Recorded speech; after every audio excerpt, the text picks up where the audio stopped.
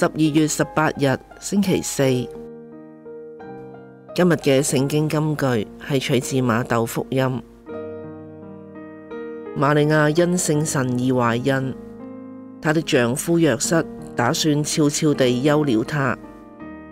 當她正在思慮的時候，上主的天使在夢中顯現，對她說：達味的子孫若瑟，不要害怕娶瑪利亞為你的妻子，因為她是因聖神而懷孕的。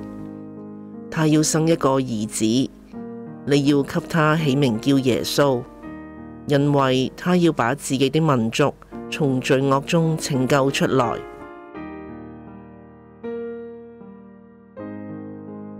今日嘅反省，呢一段福音記述咗若瑟領報，佢接受咗天主嘅託付，保護咗瑪利亞，仲娶咗佢為妻子，成為義人嘅典範。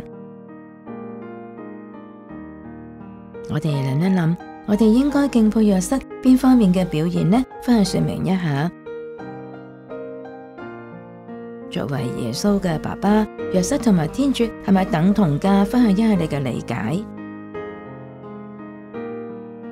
祈禱意向，讚美若瑟對天主嘅忠誠同絕對順從，呢啲作為堪稱義人中嘅典範，值得我哋向佢學習，祈求天主賜俾佢天國嘅賞報。